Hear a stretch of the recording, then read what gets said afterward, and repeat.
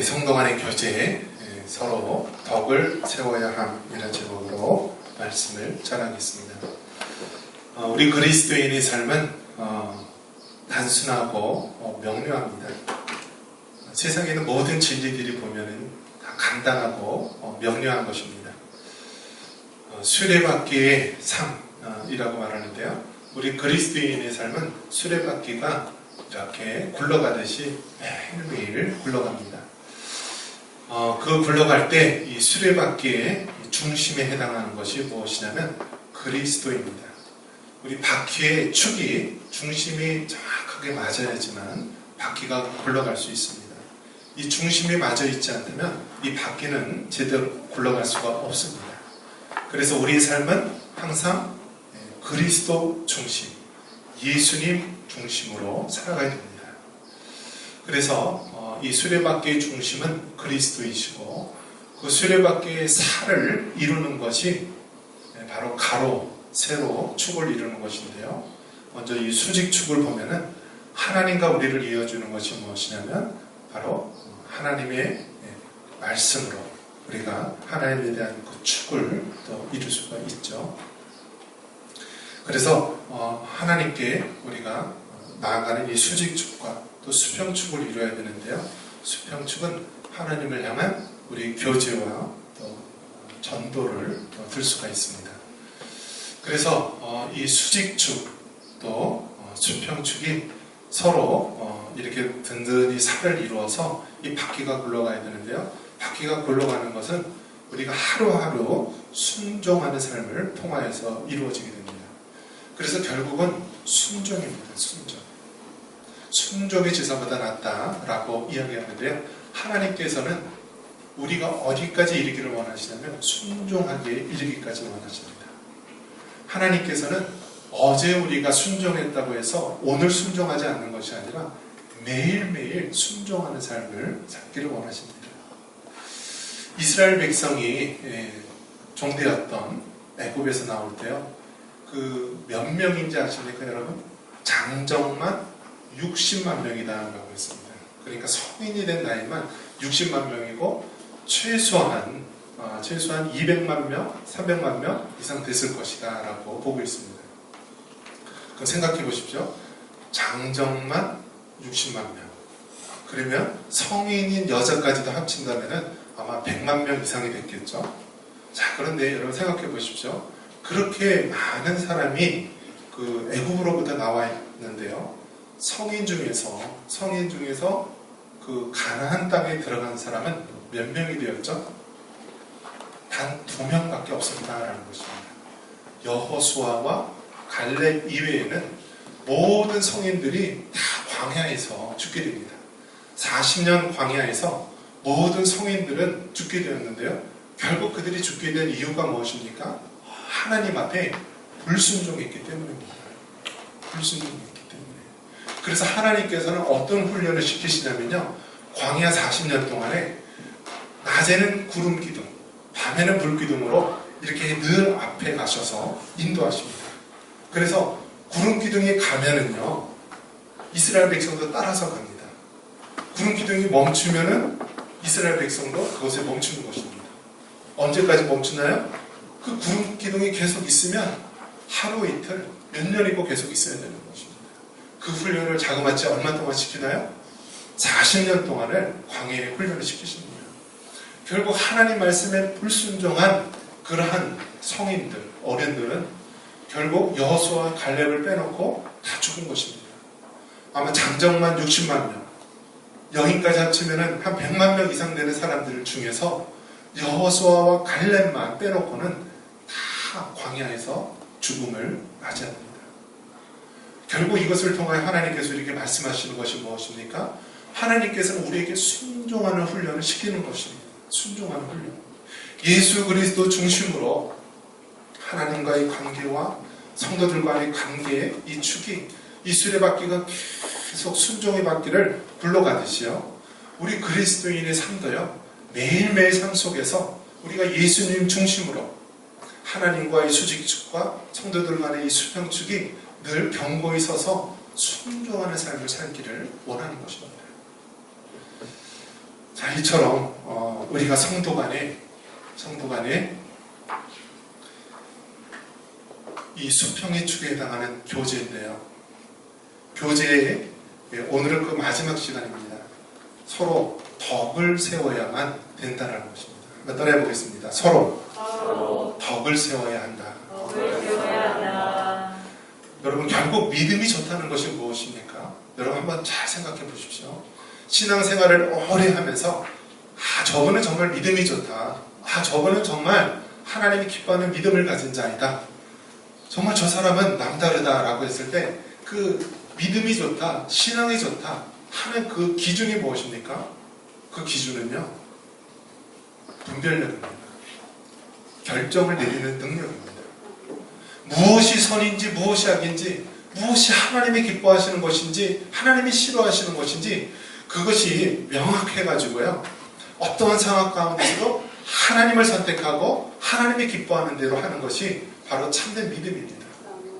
그러니까 여러분, 분별력, 결정하는 그 기준이 무엇입니까? 우리가 하나님의 말씀이 기준이 되어야 되는 거예요. 하나님이 하라고 하면 되는 것이고요, 하지 말라고 하면 안 하면 되는 것입니다.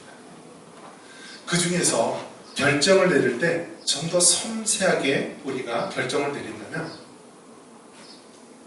덕이 되느냐 안 되느냐가 우리가 너무나 중요한 판단의 기준이 된다는 것입니다. 한번 따라해 보겠습니다. 덕이 되느냐 안 되느냐. 자, 한번 물어볼게요. 그러면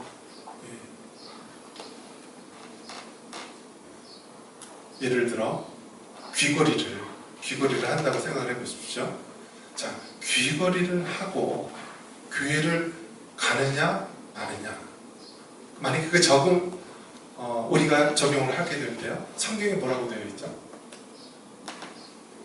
자, 그러면 이제 더 나아가서 귀걸이를 한 개를 뚫느냐, 두 개를 뚫느냐, 세 개를 뚫느냐. 지금 어떻게 해야 되지, 여러분? 선택의 기준 어떻게 결정을 내려야 되나요? 그 결정의 기준이 무엇이냐면 덕이 되느냐 안 되느냐라는 것입니다. 우리 성도들 간에 어떤 사람은 믿음이 좋은 사람도 있는가 하면 어떤 사람은 믿음이 연약한 사람이 있어요. 그럼 내가 정말 귀걸이를 교회에다 3개를 뚫는데 이것이 정말 이 공동체의 덕이 되느냐, 덕이 되지 않느냐. 만약에 나의 이 행동으로 인하여서 어떤 사람이 실망을 하고 시리에 빠져 있다면 그것은 덕이 되지 않는 행동이 되는 것이죠. 그렇기 때문에 무엇이든지 우리가 결정의 기준은 덕이 되느냐 안 되느냐입니다. 자, 그러면 돌려서 세상에서는 어떻습니까? 세상에서는 여러분 어떻게 하냐면 내가 좋으면 하라는 것입니다. 그 기준이 무엇이냐면 항상 세상에서는 나 중심, 개인 중심입니다. 내가 좋으면 다른 사람들이 인상을 쓰던 어떻게 하든 내가 좋으면 된다는 것입니다. 이것이 지금 어디까지 나아가느냐면요, 성에 대한 이야기를요, 여러분 이제는 초등학교나 유치원에 가면은요, 어른들이 보면은 정말 기겁하고 놀랄 일들이 많이 일어나고 있습니다. 어릴 때서부터 이제는요, 성에 대한 교육을 시킵니다. 그래서 과거에는 남자는 남자라고 이야기를 하고요, 여자면 여자다라고 분명하게 얘기를 하는데요, 요즘에는 어떻게 이야기를 하냐면 네가 어떤 성인지 생각을 해봐라라는 것입니다. 네가 어떤 성인지. 남자애 보고 너는 남자다라고 얘기를 해야 되는데 네가 어떠한 성인지 생각을 해야 된다는 거예요. 그래서 내가 모양은 외형적으로는 남자이지만 여자일 수도 있고요, 남자 같은 여자, 여자 같은 남자. 그러니까 혼돈이 생기는 것입니다. 혼돈이. 우리나라도 최초의 남자인데 여자 성을 받게 된 사람이 누구였죠? 하리수라고 하는 사람이었죠. 하리수는 어떻게 했나요? 외형적인 수술을 다 했어요. 그러니까 남자인데 뗄 건 다 뗐다는 거예요. 그리고 호르몬 주사를 맞아서 여자처럼 엉덩이랑 가슴이랑 이렇게 외형적으로 보면 여자처럼 보이게 했습니다. 그래서 그렇게 해야만, 수술을 해야만 남성이 여성이 될 수 있도록 했는데요, 이제는 외형적인 수술 없이도 본인이 내가 남성인데 여자처럼 여자인 것 같다는 생각이 들어도 그래도 성별을 바꿀 수 있도록 기회를 줘야 한다라고 계속 하고 있습니다. 그래서 그것이 정말 10년 전 그 전서부터 계속해서 오고 있는데요. 이 말만 바꿔서요. 차별금지법, 무슨 법 이렇게 하면서 말만 바꿔서 해마다 입법할 때마다 합니다. 그래서 믿는 그리스도인들이 어떻게 하냐면 계속 그것을 국회에다 청원을 합니다. 이것은 반대합니다. 이것을 반대합니다. 청원하면서 계속 버티고 있는데요. 여러분 끝이 어떻게 될 것 같아요? 끝이 결국은 막기 힘들 것입니다. 결국은 막기 힘들어요. 지금 반대하는 대부분의 세력, 이제 그 세대들이 나이가 드신 어른 세대들이지만요. 불과 젊은 세대들, 그 나이 어린 세대로 갈수록요, 생각이 다르고 사상이 다릅니다. 그러면은 별별 세상이 우리 앞에 오게 되는 것입니다. 여러분, 우리의 판단의 기준은 하나님 말씀이 되어야 되는 줄 믿으시기 바랍니다. 그리고 우리의 판단의 기준은 덕이 되느냐 안 되느냐로 여러분 삼으시기 바랍니다. 어떤 일을 행할 때, 내가 교회에서 또 어떤 공동체에서 이 일을 행할 때 이것이 공동체에 덕이 되느냐 안 되느냐를 여러분 판단의 기준으로 삼으시기 바랍니다. 나에게 이익이 된다 할지라도 다른 사람에게 덕이 되지 않는다면 우리는 마땅히 하지 않는 그런 자가 되시기를 바랍니다.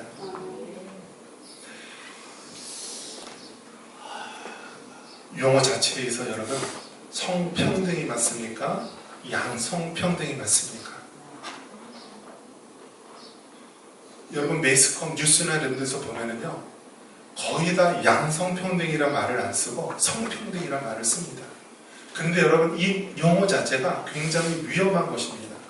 여기서 말하는 성평등이란 말은요 남자와 여자의 이 평등을 가리키는 것이 아니라 아까 이야기했듯이 동성애자에 대한 그런 평등까지도 포함하는 말입니다. 그래서 여러분 그 용어 자체에 우리는 잘 알아야 되고요. 우리가 평등이라는 얘기를 했을 때 양성평등, 즉 남자와 여자를 평등하게 여기는 양성평등을 우리가 주장해야지 우리가 성평등, 즉 동성애를 포함하는 그러한 것들을 우리가 포함해서는 안 됩니다. 그래서 여러분 항상 양성평등, 또 성경의 기준을 따라서 우리가 해야 되는 것입니다. 성도 간의 교제를 위해서 우리가 지난 시간에 배워왔던 것이 무엇이냐면 서로 지체의식을 가져야 된다. 즉 우리가 한 몸이고 한 지체다라는 지체의식을 가져야 되고요. 또 우리가 하나다라는 것을 알아야 됩니다. 그래서 여러분 예수 그리스도를 구주로 고백한 사람은 다 하나님 안에서 하나인 것이고요. 한 교회인 것입니다. 한 교회. 그래서 여러분 그 하나의 교회라는 의미가 무엇이냐면 캐톨릭 처치라는 의미입니다. 카톨릭에서 그 용어를 뺏어갔지만요. 원래 카톨릭 처치라는 말의 의미는 무엇이냐면 하나의 교회, 일반적인 교회를 가리키는 것입니다. 즉 우리는 주 안에서 하나다라는 사실을 기억해야 되고요. 그리고 각 사람을 인정해야 된다는 것입니다. 그래서 교회 안에서만큼 여러분 그렇게 다양한 공동체도 없습니다. 나이도 다르고요. 고향 출신 배경도 다르고 학력도 다르고 모두가 다릅니다. 그렇지만 우리가 각 사람에 대해서 서로 다르지만 주 안에서 서로 인정하고 포용하는 모습을 갖춰야 됩니다. 지금 우리나라에서는요 다문화 사회가 급속하게 늘어나고 있습니다. 다문화 사회는 무엇이냐면 이제 결혼을 통하여서 다문화 가정이 되는 것이기도 하고요. 혹은 외국인 이제 노동자나 이민자들이 와서 다문화 가정을 이루기도 하고 또 해외에 있는 어떤 조선족이나 또 고려인이나 이런 사람들이 오면서 다문화 가정을 이루는데요. 그 다문화 가정 이루는 속도가 엄청나게 빠릅니다. 우리나라. 왜냐하면 출산율이 점점 줄어들고 젊은이들 줄어들고 또 힘든 일을 하지 않으려고 하니까요. 외부에서 이제 자꾸 이민 정책이나 이런 것이 바뀌게 되는데요. 우리가 이제 앞으로 가져야 될 것이 무엇이냐면 다 다문화 사회가 급속하게 이루어지기 때문에 우리가 그에 따른 준비를 해야 된다는 것입니다. 그래서 교회 안에서도요, 이제는 점점 많아지는 것입니다. 다문화 사회. 동남아 쪽이라든지 여러 외국에 있는 많은 사람들이 우리의 이제 같은 국민으로서 들어오게 됩니다. 그럴 때 우리 교회가 어떻게 되느냐? 그들에 대해서 우리가 그리스도 안에서 서로 인정하고 받아들이는 모습이 있어야 됩니다. 과거에는 얼굴 색깔이 다르고요. 그렇다고 그러면 그렇게 왕따를 시키고 그렇게 따돌리만 합니다. 그런데 우리가 성도라고 한다면은 하나님 안에서 한 형제자매이기 때문에 우리가 나라 출신이 다르고 피부 색깔이 달라도요, 하나라고 하는 그런 인식을 가져야 됩니다. 그래서 교회 안에서도 우리가 그렇게 서로 인정하고 하나가 되는 모습이 있어야 됩니다. 그리고 서로 사랑해야 됩니다. 서로 사랑. 결국은 사람을 변화시키는 것이 사랑입니다. 사랑. 하나님의 사랑을 깨달을 때 우리는 하나님의 자녀로서 우리가 돌아올 수 있게 되고요. 또 부모님의 사랑을 알게 되면 그 방탕한 자식도 다시 돌아오게 되는 것입니다. 그래서 우리가 교회 안에서는 서로 사랑해야 된다라는 것. 그리고 오늘 말씀처럼 덕을 세우며 살아가야 됩니다. 내가 좋다고 나만 이익이 된다고 해서 우리가 하는 것이 아니라 정말 우리에게 서로 덕이 되는가, 우리 공동체의 덕이 되는가, 우리는 그것을 생각해야 합니다. 그래서 교회는 우리가 세 가지 면에서 우리가 늘 생각해야 됩니다. 한번 따라해 보겠습니다. 내 교회, 우리 교회, 하나님 교회. 교회를 생각할 때 여러분 이 세 가지를 항상 생각해야 됩니다. 내 교회. 그러니까 내 교회라고 했을 때 우리는 주인의식을 갖게 되고요. 책임감을 가지게 됩니다. 그리고 우리 교회 함으로써 우리는 서로 협력하게 되는 것입니다.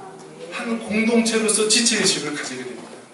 그리고 하나님 교회라고 하면서 우리는 하나님의 교회이기 때문에 거룩함을 우리가 이루어야 하는 것입니다.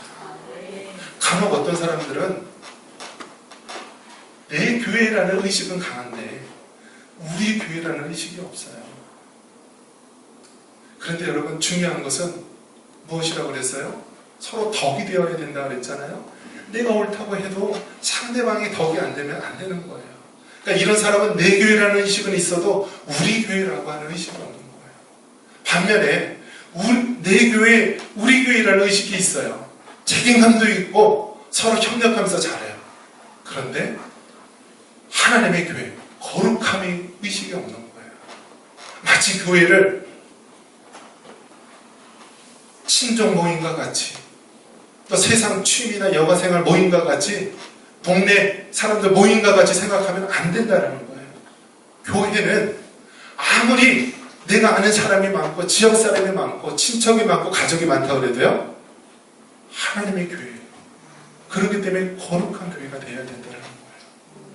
그래서 우리는 교회를 생각할 때 내 교회라는 책임감을 가지고, 또 우리 교회라고 하는 협동심을 가지고, 또 하나님의 교회라고 하는 거룩함을 가지고 우리는 신앙생활을 해야 됩니다. 그 중에서 오늘은 서로 덕을 세우기 위해서 여러분 힘쓰시고 주님의 몸된 교회를 아름답게 이뤄가시기를 바랍니다.